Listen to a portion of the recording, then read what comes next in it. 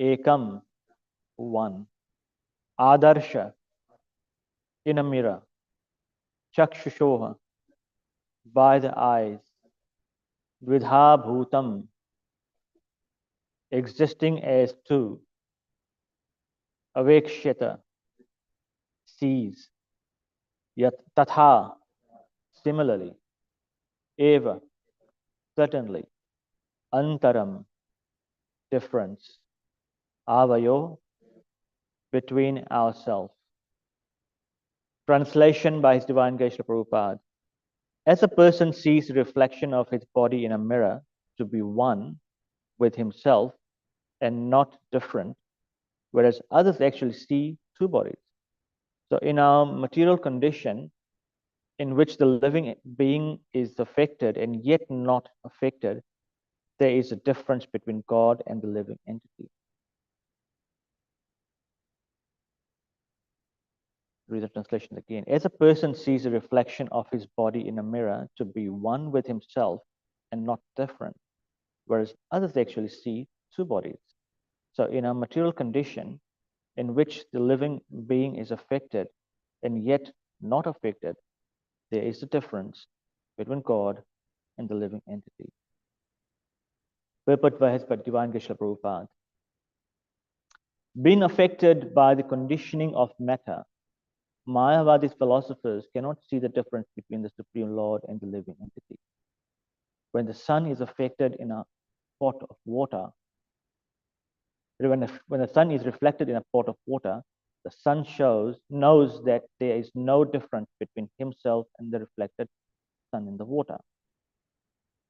Those in ignorance, however, perceive that there are many small suns reflected in each and every pot. As far as the brilliance is concerned, there is brilliance both in the original sun and in the reflection. The reflections are small, whereas the original sun is very large. Vaishnava philosophers conclude that the living entity is simply a small sample of the original Supreme Personality of Godhead.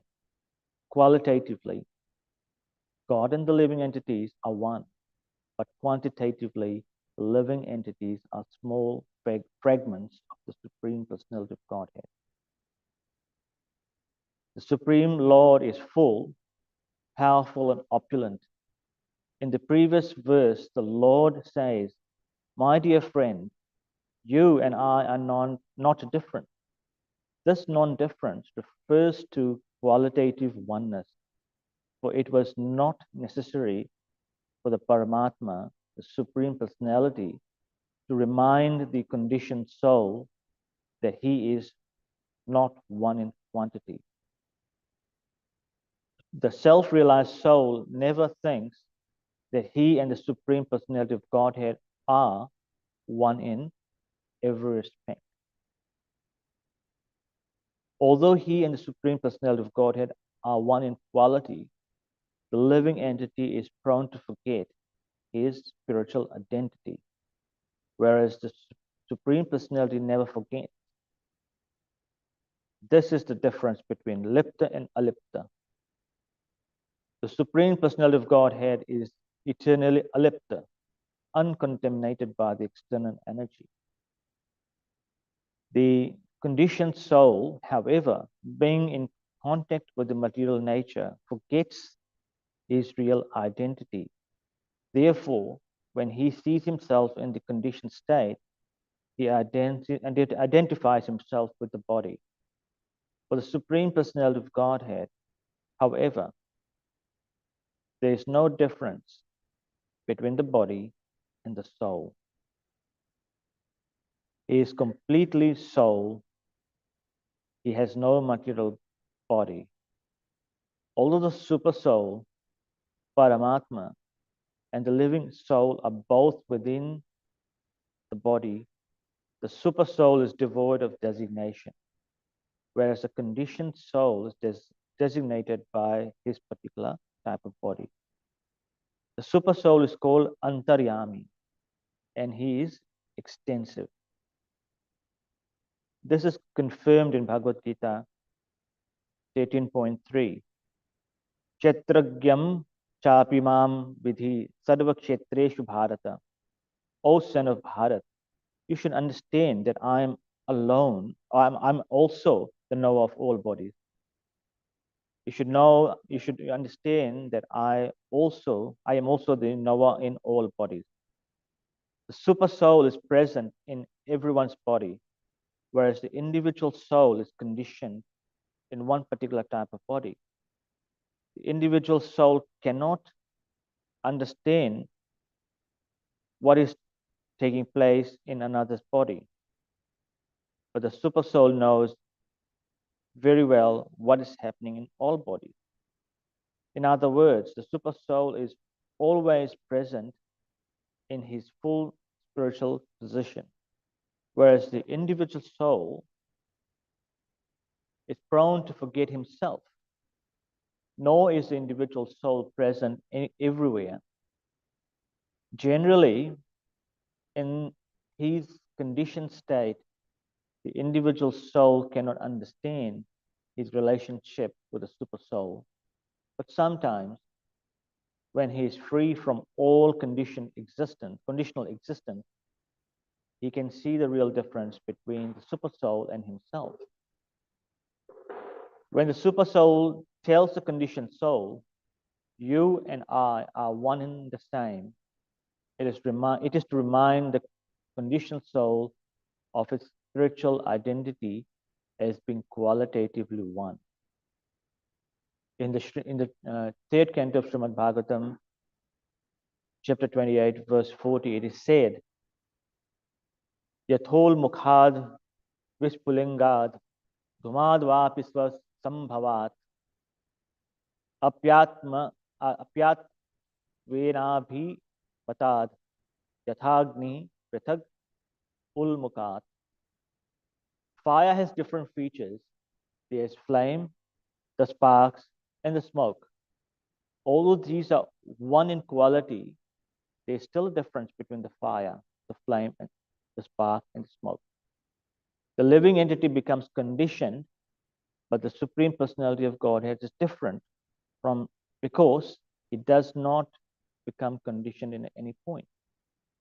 In the Vedas, it is stated, Atma tatha pritag drashta bhagavan brahma samnika nitaha. Atma is the individual soul as well as the Supreme Personality of Godhead, who is the seer of everything.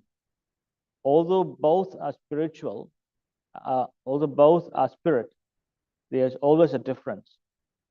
In the Smriti, it is also said, Yathagnehem Shudra Vishpulinga Vicharanti. Just as sparks manifest in a large fire, similarly, the small individual souls are present in the big spiritual flame.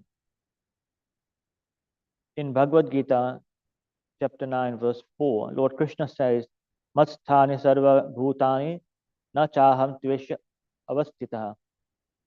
All beings are in me, but I am not in them. Although all living beings are resting in him, as small fiery sparks rest on a large flame, both are differently situated. Similarly, in the Vishnu Puran, it is said, Ekadesha sthitas yagner jyotsna vistarini yatha parasya brahmana shaktis tathedam akilam jagat. Fire is situated in one place, but it distributes heat and light. Similarly, the Supreme Personality of Godhead is distributing his energy in different ways. The living entity is but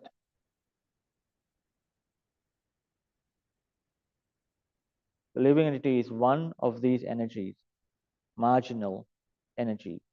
The energy and the energetic are one in one sense, but they are differently situated as energy and the energetic.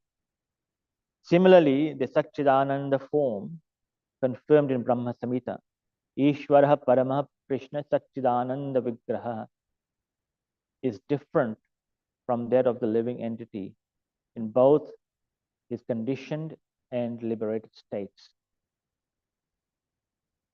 Only atheists consider the living entity and personality of God as equal in all respects. Chaitanya Mahaprabhu therefore says, Mayavadi bhashishya nilahoy sharvanash. One follows the instructions of Mayavadi philosophers and believes that the Supreme Personality of Godhead and the individual soul are one. His understanding of real philosophy is forever doomed. Om Jnanatimirandasya Jnananjana Shalakaya Chakshurunmilitam Yena Tasmai Shri Gurave Namaha Shri Chaitanya Manobhishtam Sthapitam Yena Bhutale Vayam Rupa Kadamahyam Dadati Swapadantikam Vandeham Guru Shrit Padakamalam Shri Gurun Vaishnavamshta Shri Rupam Sagrajatam Sahagana Raghunathan Vitam Tam Sajivam Tadvaitam Savadhutam Parijan Sahitam Krishna Chaitanya Devam Sri Radha Krishna Padan Sahagana Lalita Shri Vishakhanvitam He Krishna Karuna Sindhu Dina Bandhu Jagatpate Gopesh Gopika Kanta Radha Kanta Namastute Tapta Kanchana Gaurangi Radhe Vrindavaneshwari Rishabhanusute Devi Pranamami Haripriye Vanchakalpatarubhyascha kripa sindhubhyev cha patitanam pavanebhyo vaishnavebhyo namo namah. Jai Shri Krishna Chaitanya Prabhu Nityananda Shri Advaita Gadadhar Shrivasadi Gaura Bhaktavinda Hare Krishna Krishna Krishna Hare Hare Hare Rama Rama Rama Hare Hare Namo Vishnupadaya Krishna Pristhaya Bhutale Srimate Bhaktivedanta Swamin Niti Namine Namaste Saraswati Deve Gauravani Pracharine Nirvishesh Shunyavadi Paschatya Deshatarini.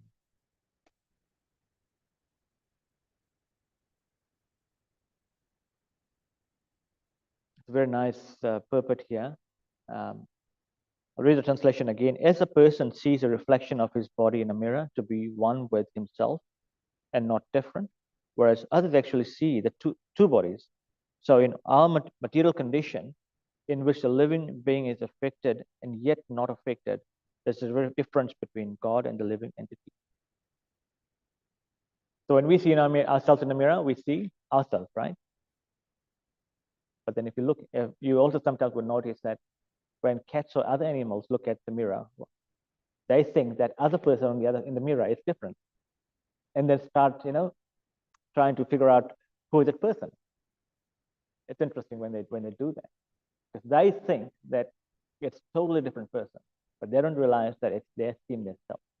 Whereas when because we've got intelligence, we understand that actually ourselves. When we move our hand, we can see that hand moving in the mirror as well. So obviously, and we see ourselves. So for us, it's no problem.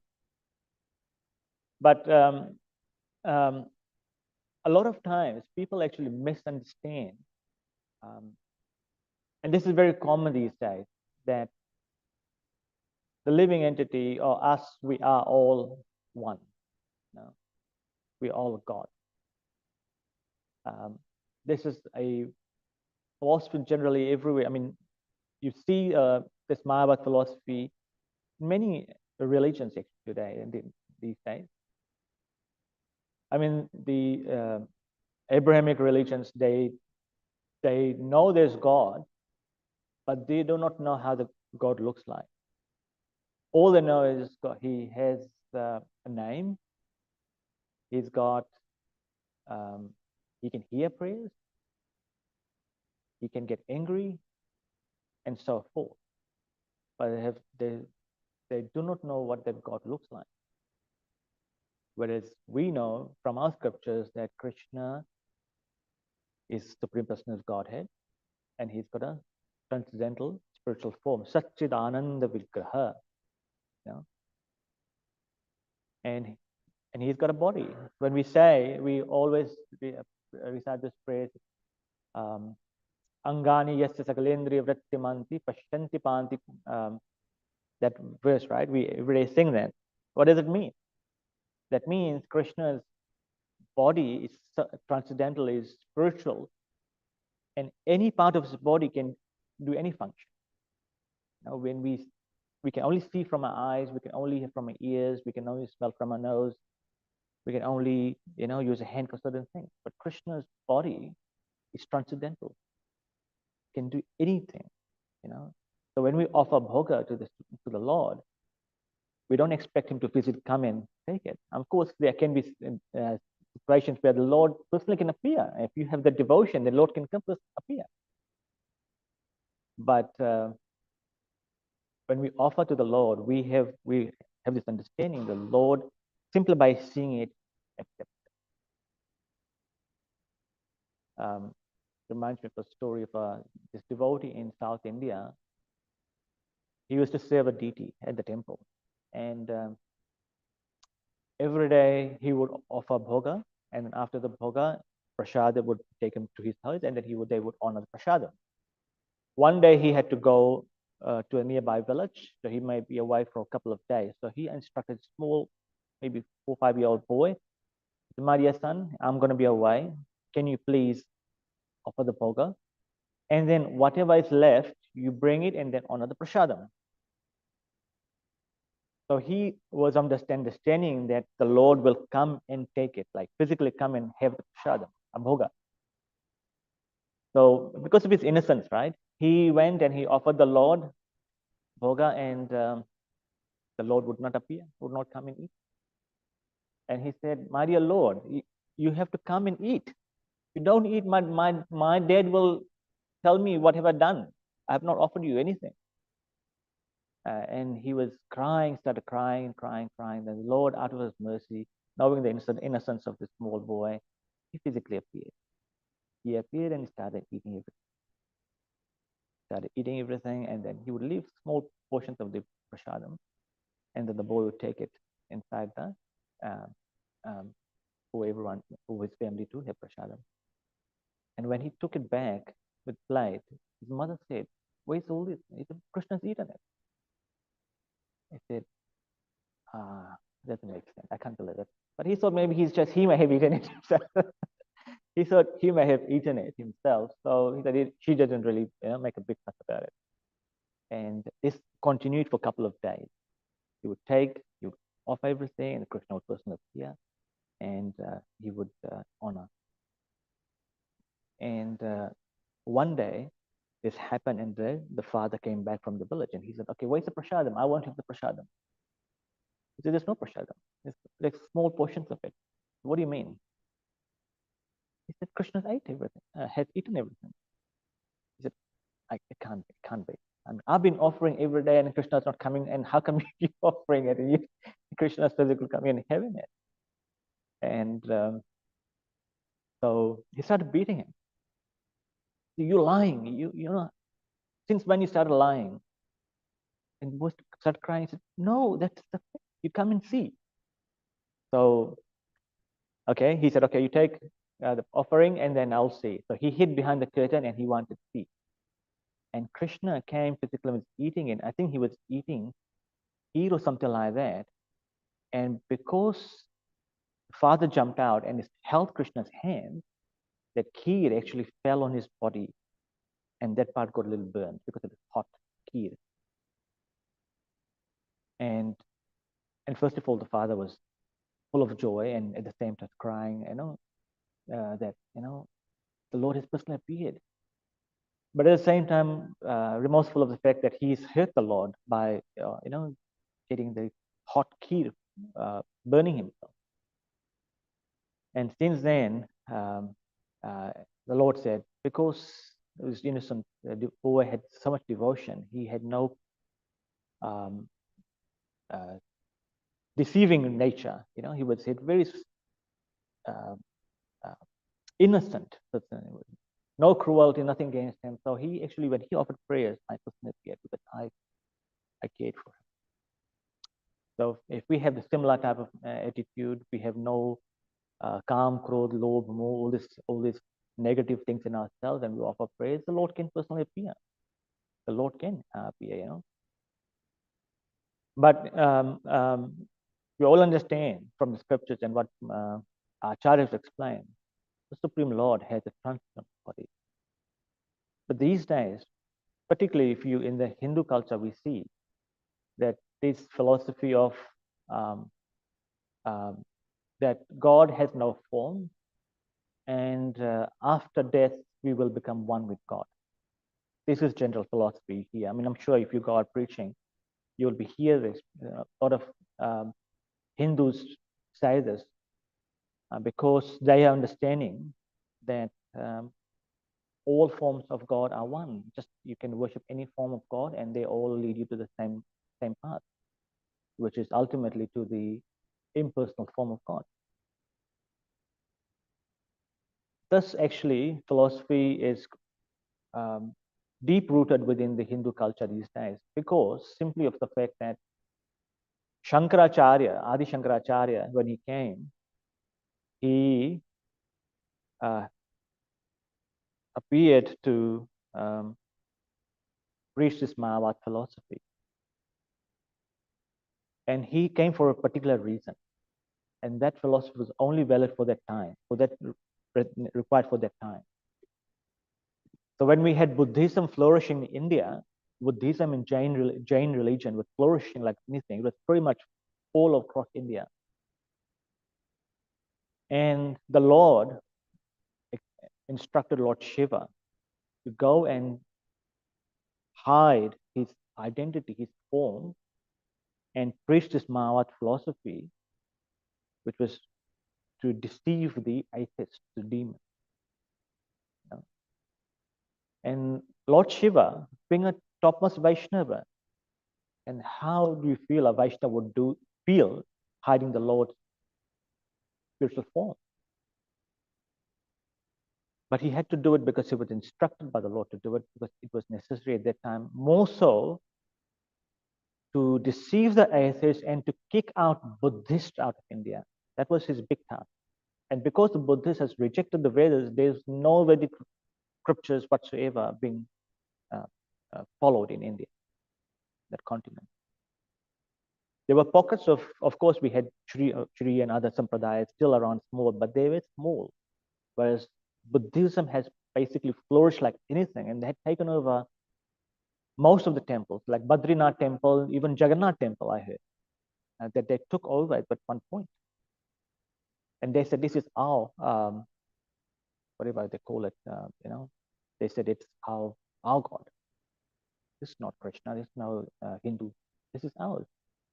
And when they moved out, if you look at it now, even if they took over, when they moved out of India, they went towards the eastern side, mostly Cambodia, Thailand, and all these other places. And even in Cambodia, the Angkor Wat temple, which was traditionally the biggest Vishnu temple, is now Buddhist, because they say it's Buddhism. They don't accept Vishnu. So Shankaracharya had to come and preach that Buddhism was basically preaching it's all void. But Shankaracharya came and tricked them to say, well, actually, nothing is void. You are God too. You become God, ultimately. You know, and in doing so, because he wanted to trick them and at the same time accept the Vedic literatures, Vedic point of view.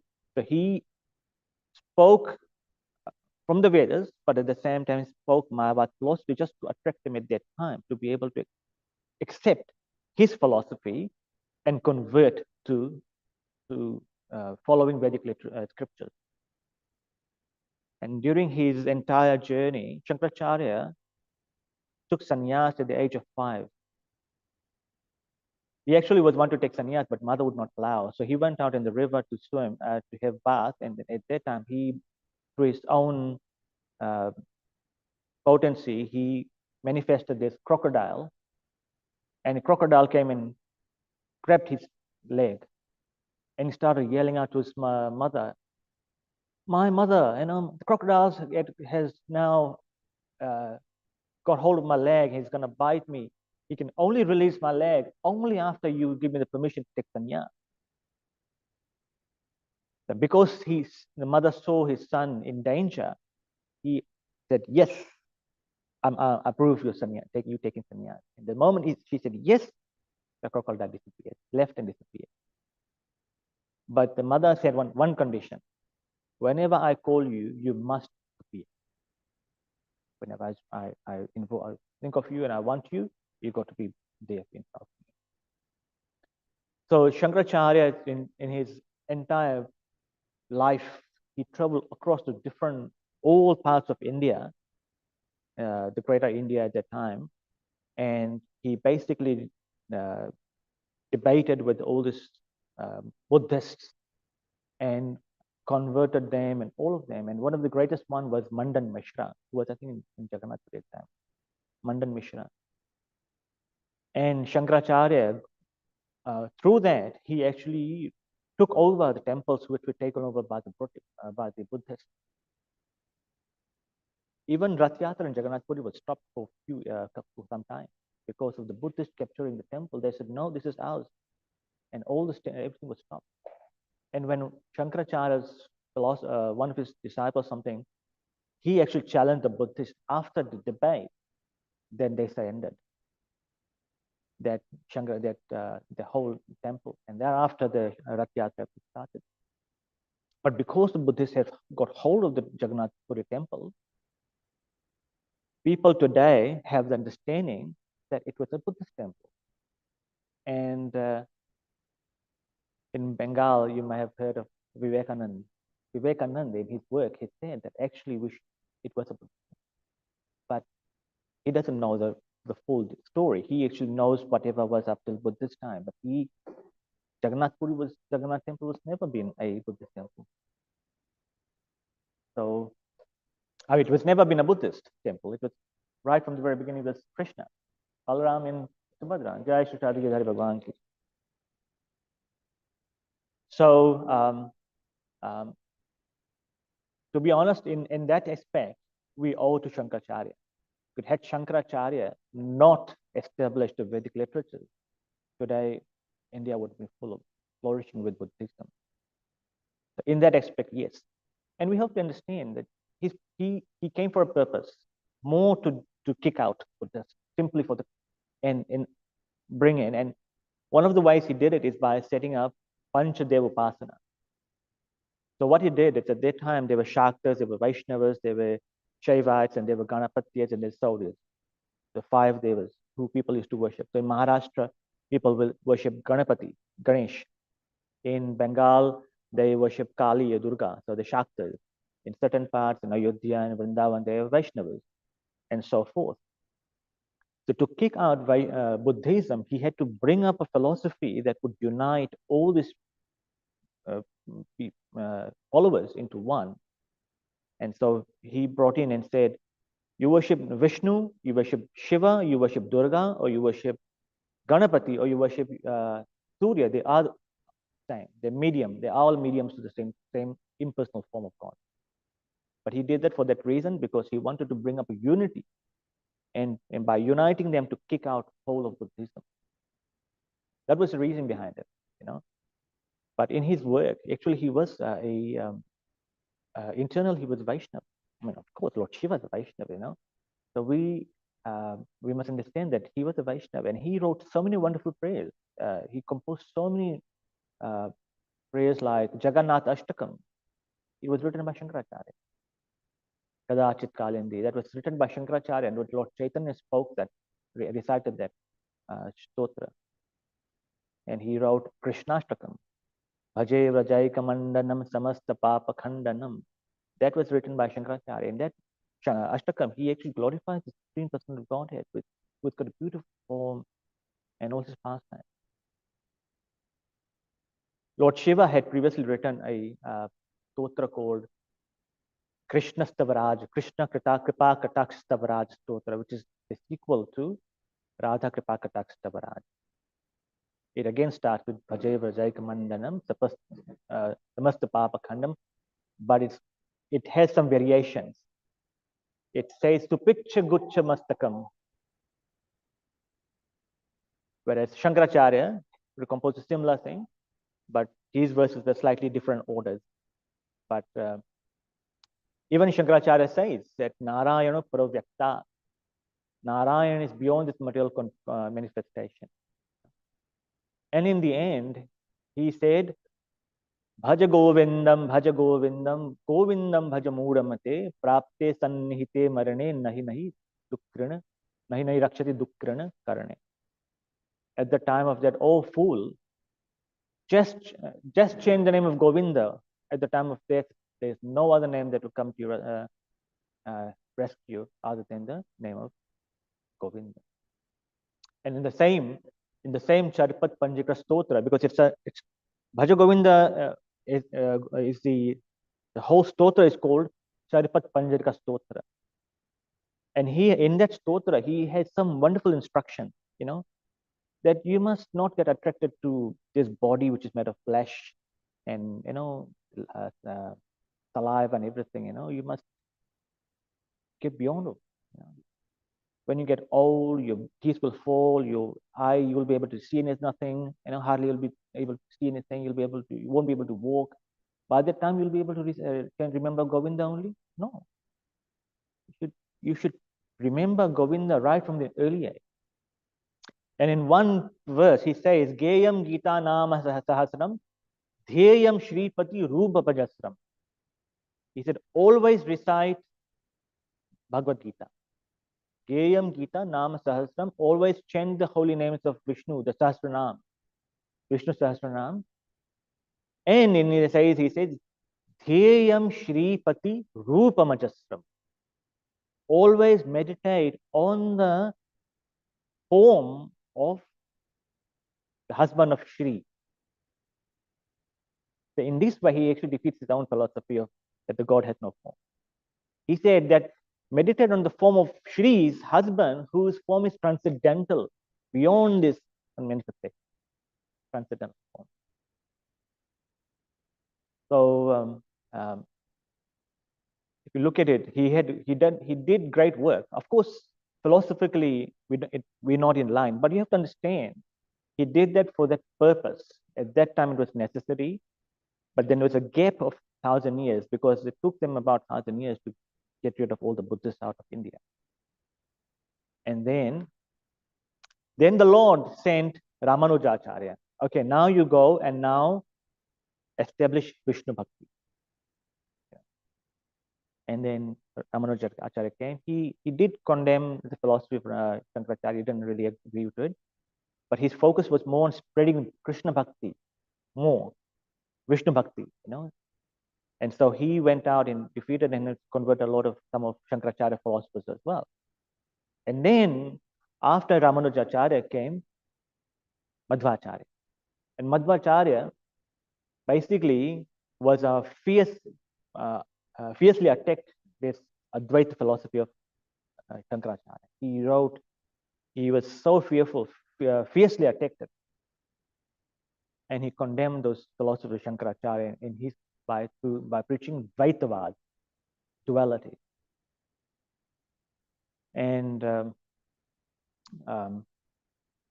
these personalities were great personalities, So you have to understand how Krishna, in a chronological order, sends different representatives, different time to establish certain things because that was the need of that time. And then once the acharyas, Ramanujacharya and Madhvacharya had established the Sanatana Dharma, the Vedic Dharma, Vaishnava Dharma, then it was time for the Lord to come because they have set the stage. Then the Lord, Chaitanya Mahaprabhu himself. And Chaitanya Mahaprabhu came and he established higher form of bhakti. Ramanujacharya and Madhvacharya talked about Vishnu bhakti, but then higher than that, a conjugal loving relationship. Radha Krishna worship, So Madhvacharya actually in his Pramey Ratnavali, in fact, Nava Prameyas, he talks about the 9 tenets of Sanatana Dharma. And in there, Madhvacharya says, Harihi Paratarha Satyam Jagat Tattvataha. Hari is the Supreme Personality of Godhead. Satyam Jagat Tattvataha. The world is real. This world is real. It's not like illusion. Whereas Shankaracharya said, Brahma Satyam Jagan Mithya. Only the Brahma, the impersonal form of God, is real, and the rest is all illusion. So Madhvacharya said, Jagat Satyam Tatvato, Bhinna Jiva Gana Hare Ranuchara. There are so many types of living entities. But who are they? They are all Anuchara, servants of the Supreme Personality of God. Bhinna Jiva Gana Hare Ranuchara. Chocha Bhavam Gataha. Muktir Neja Sukhanubhuti Amala Bhakti Sadhanam. It is, if you, only source of mukti, liberation, is by engaging in unpolluted devotion service unto the Supreme Personality of God. Yakshaditrayam pramanam akhilam nayeka vedyo hari. By the three processes of praman, of identifying the truth. We understand that through Guru Sadhu and Shastra. Throughout the Vedas, Akhilam Nayaka Vedyo Hari. All throughout the Vedas, only Lord Hari is glorified. No one. So Madhvacharya was very, very powerful. And so when he went to Badrika Ashram, he took instruction from Vyasadeva, and that when he came back, he wrote down the Gita Bhashya. And he wrote the Vedanta Sutra based on the Advaita Siddhanta. But even in Shankaracharya philosophy, Sampradaya, there were some great people who eventually become Vaishnavas, devotees of the Lord. I've also heard, I'm not sure this how true this, but I heard that even Sridhar Swami was actually a follower of Advaita philosophy previously. And he became a devotee, and he became purified, and he wrote commentary on consciousness. But one person I know, and that was Madhusudan Saraswati, was very, very popular and very powerful personality at that time, a very great Mayavadi philosopher. So he was engaged in word jugglery, grammar and all of that. And then his guru said, "Why are you wasting your time on all this? Just go and chant the names of Hari.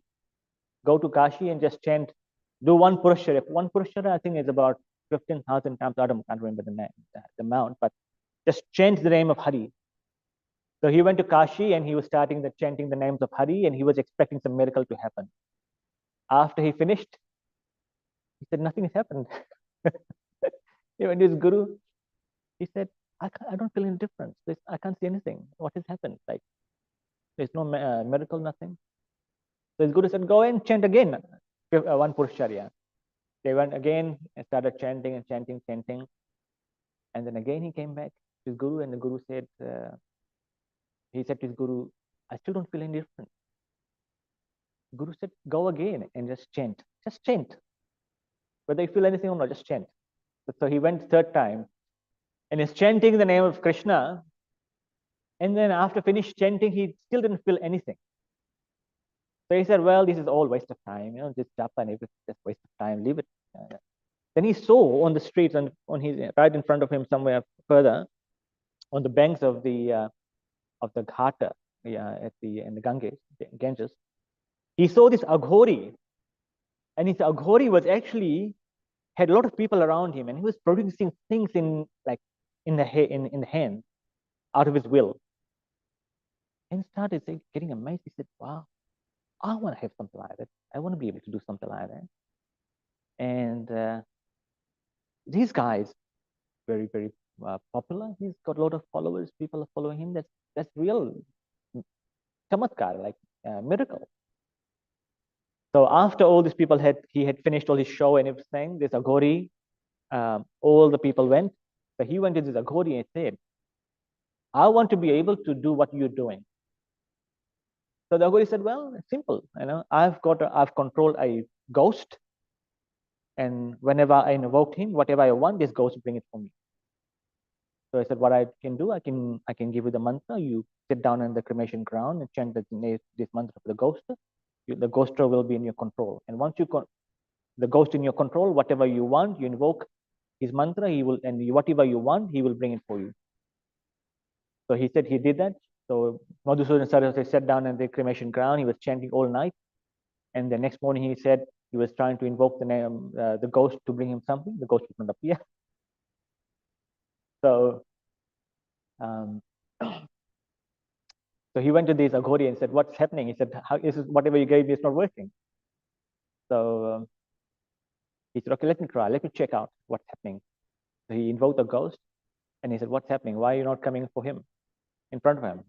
So, well, the thing is, I want to come in front of him, but I can't, because the moment I come in front of him, I'll get burnt into ashes, because the Sudarshan Chakra is on top of him, protecting him all the time.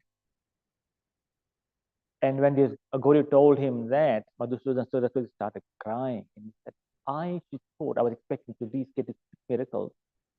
But the power of the Lord is by chanting his holy name. So the Lord is protecting me all the time. His Sudarshan Chakra is on top of me, protecting me. And he went back and started offering beautiful prayers to Lord Krishna. And that's how, and then later on he became a Vaishnava. And we also see this thing, in Chaitanya Leela. Chaitanya Leela, Mahaprabhu, during when Mahaprabhu was with Jagannath Puri and Sarvabhauma Bhattacharya, was a very, very qualified, very popular, and very knowledgeable person in Advaita Siddhanta, Mayavad philosophy. He was very, very pakka, like he knew everything. And he would teach even the sannyasis, the Mayavadi sannyasis, on the Vedanta, Sankaracharya Vedanta. And when he saw Chaitanya Mahaprabhu, he said, "Oh, you're only a 24-year-old sannyasi. How come you've taken sannyasa early? But anyway, you come to me, I'll teach you Vedanta. Yeah, your sannyasi is supposed to study Vedanta." So he went and he said, "Okay, I'll go." It was Lord's pastimes, The Lord went and then he started listening. It's like, and he's continuously speaking for 7 days. And then he said, normally, if you teaching someone and the other person is reacting or asking questions, you would feel like, okay, right, this person is understanding something. But if it's like completely like not doing anything, just you talking all the time, you would feel like, is this actually person learning anything, or is just everything going his way? So Mahaprabhu, he asked Mahaprabhu, he said, "Do you understand what I'm teaching you?" Mahaprabhu said, "I understand Mayavad, I understand Vedanta very well, but not the philosophy of Shankaracharya that you're teaching." He said, then he spoke about from the Padma Purana, the quotes about how Shankaracharya was designed or was instructed to appear at that time to preach this philosophy for that period of time. But even in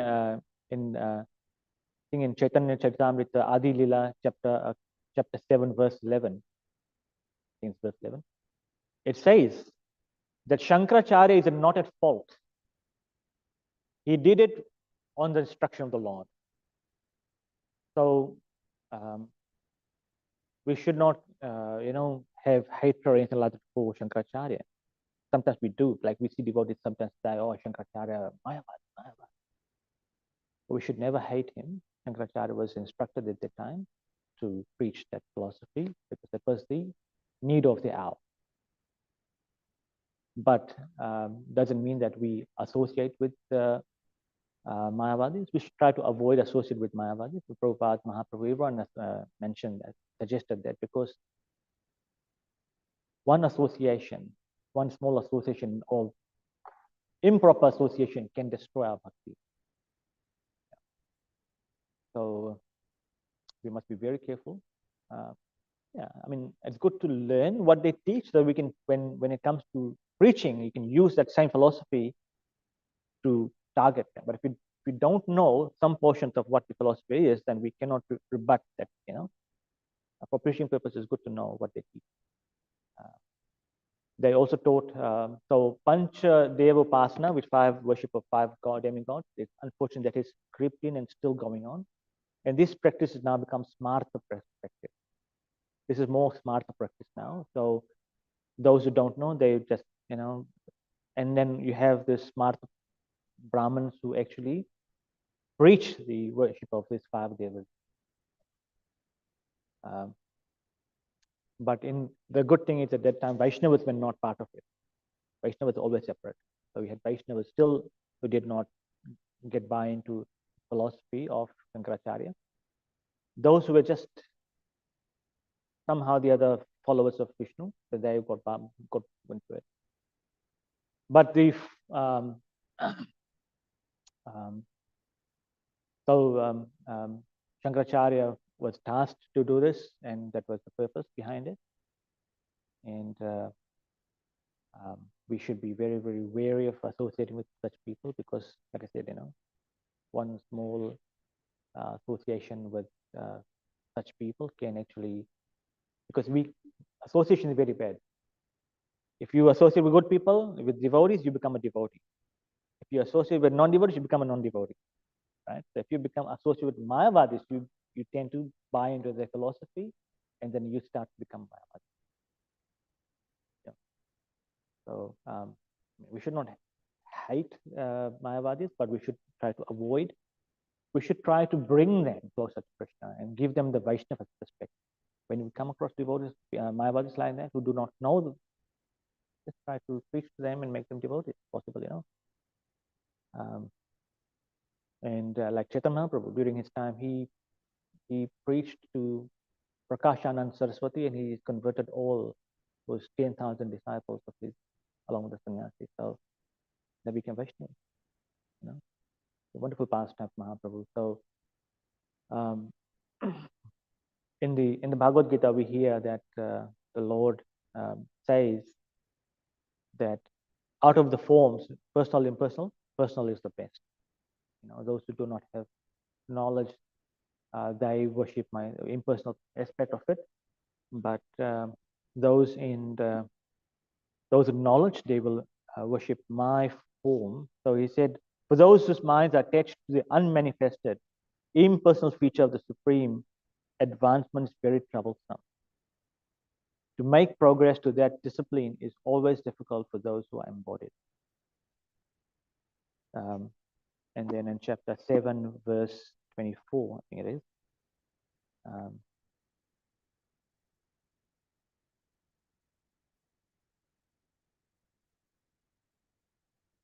Unintelligent men who do not know me perfectly think that I, the Supreme Personality of Godhead, Krishna, was impersonal before and have now assumed this personality. Due to their small knowledge, they do not know my higher nature, which is imperishable and supreme. And in Ishopanishad, mantra 10, mantra 12, which says, Andham tamah pravishanti ye sambuddhi mupasate tato bhutta bhuya ivatitamo ye sambuddhyayam rataha. That means that those who are engaged in the worship of the demigods, they go to the darkest region. But more so, who engage in the impersonal form, they go to an even darker region of hell. So, if you go to the worship of demigods, lead you to a darker region of hell. What to speak about impersonal form of God. So, we are very grateful that we have Acharya like Prabhupada and our Guru Parampara, who has given us this knowledge. Srila Bhaktivinoda Thakur had written a very nice book called Vaishnava Siddhanta Mala. And in the Vaishnava Siddhanta Mala, he has actually written about all the 9 prameyas, the 9 teachings of Madhvacharya. And these were also written by Baldev Vidyabhushan in his Prameya Ratnavali. In his Prameya Ratnavali, he talks about these 9 teachings of Madhvacharya. And then Srila Bhaktivinoda Thakur further expands on this in the Vaishnava Siddhanta Mala. So, and reason why, one of the main reasons why Mahaprabhu accepted the line of Madhvacharya is because of his strong opposition to Mayavad philosophy. There are 2 reasons: Mayavad philosophy and his strong attachment to the deity of Krishna. So Mahaprabhu took 2 teachings from each of the 4 sampradayas. So from the Madhva Sampradaya, he took that strong opposition to Mayavad philosophy and strong attachment to the deity of the Lord. So the Lord is in our in everyone's body, But a lot of times when people, non-devotees say, "Oh, the Lord is in you, so you are Lord as well." You know, Atma, the Lord is in our body as Paramatma, and because He's in our body as Paramatma, your body is also God. So you are a God as well. But we believe, and we read earlier, that we are qualitatively same but quantitatively different. The Mayavada's philosophy is to eventually become one with God, merge, and then what happens? Whereas for us, we believe that the living entity is the soul, living soul. The Jivatma cannot be destroyed. It can never be burned, cut, wet or whatever. It can never die. So when the soul merges with the impersonal feature, and in fact, it is explained that this impersonal feature is nothing but actually the bodily effulgence of the Supreme Lord. Yeah? So those who cannot comprehend the form of God, they only get up to that state. But those are devotees, Bhagavan iti shabdaye, those who realize the Bhagavan aspect of God, they go and they understand that God has a beautiful form, transcendental form. So I think I'll end over here. You want to put any questions, comments?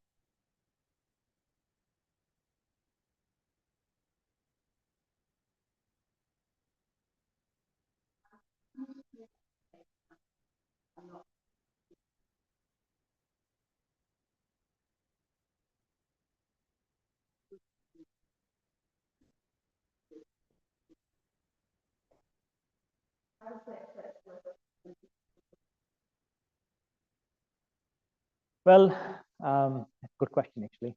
I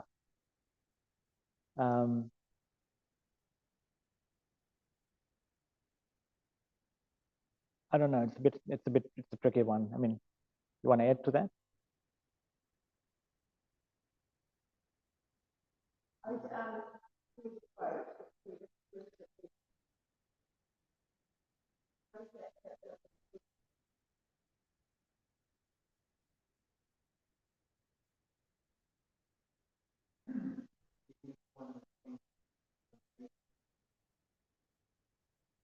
Hmm. Hmm. That's right. That's right. Yeah. The soul never doesn't get liberated. The soul never gets liberated. So, and I mean, this is what is in the Upanishad, right? It goes to the darkest region, hell.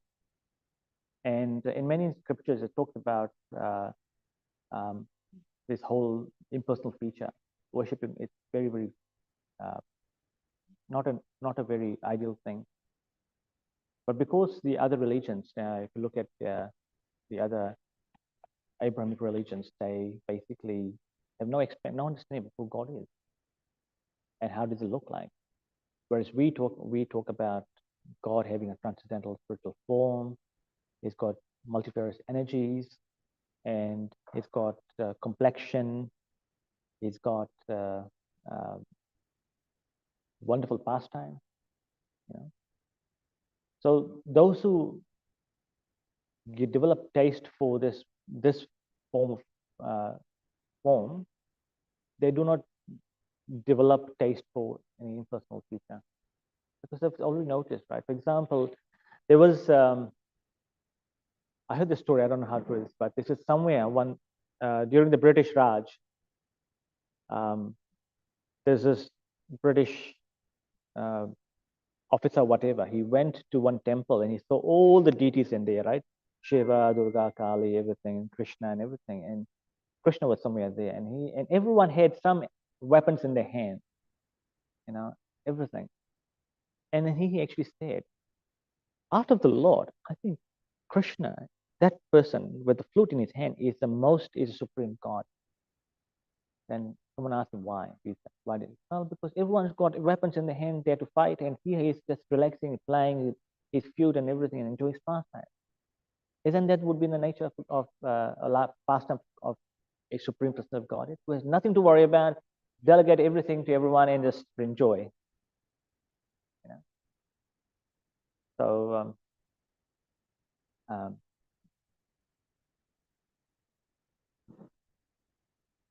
I think the key thing is also is like we, like I said, we should we do not agree with Advaita philosophy or Mayavad philosophy, but we should not create the hatred as such for people. Our yes, we do not agree and we don't entertain that philosophy, but we should understand that there are people of different levels. Not everyone is at in that level of understanding who can comprehend the personal feature of the Lord. And today, unfortunately, the Shankaracharyas are actually considered to be the authority of Sanatana Dharma. Right? The Shankaracharya established 4 peethas, 4 monasteries across India in 4 different directions. One in Rameshwaram, Dwarka, Badrinath, and Jagannath Puri. And he gave in charge of this mutt to his 4 senior disciples. And each of them became Shankaracharya. So their title is Shankaracharya. Right? So their title is Shankaracharya. And recently, they were in February when there was the opening of the Rama temple in Ayodhya. All the devotees went, like all the Vaishnavas, everyone went there for the opening. But the Shankaracharyas, none of them went. Because they said, first of all, they make the excuse, opening of the temple is supposed to be our duty, not Narendra Modi. Narendra Modi was the prime minister. It's not his duty, it's our duty. Are we going to go and then just clap? So they had this ego, that's one. They did not see the brighter side, bigger side of the picture of it. The Rama temple is eventually getting open after 500 years of massive struggle. The temple is now getting open. We see the deity of the Lord and everything. So they had no attachment for that. For them, they were creating politics, doing politics. And at that time, one of the Vaishnava Sampradaya leaders, he actually said, "We don't care if they don't come. They're not the authorities. The other 4 Vaishnava Sampradayas are coming. That's it." So you had people from representative program, Nimbarka Sampradaya, Madhva Sampradaya, and Ramanuja Sampradaya, and Kumar Sampradaya. All the acharyas from those Sampradayas, Vaishnava Sampradayas came because Vaishnavas understand the position, the glories of the Lord and his duty form. Unless until you have love for the Lord, you will not be able to participate in or even engage in such service. And because of their offending nature, the Lord basically made them stay out. He made an arrangement that they don't come. And those who have devotees or generally devotees, they would come.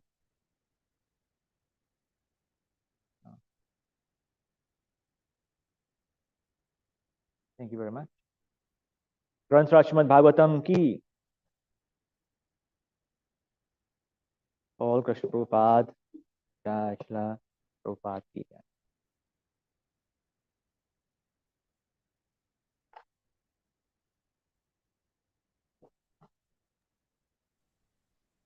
I hope it was any good. I tried.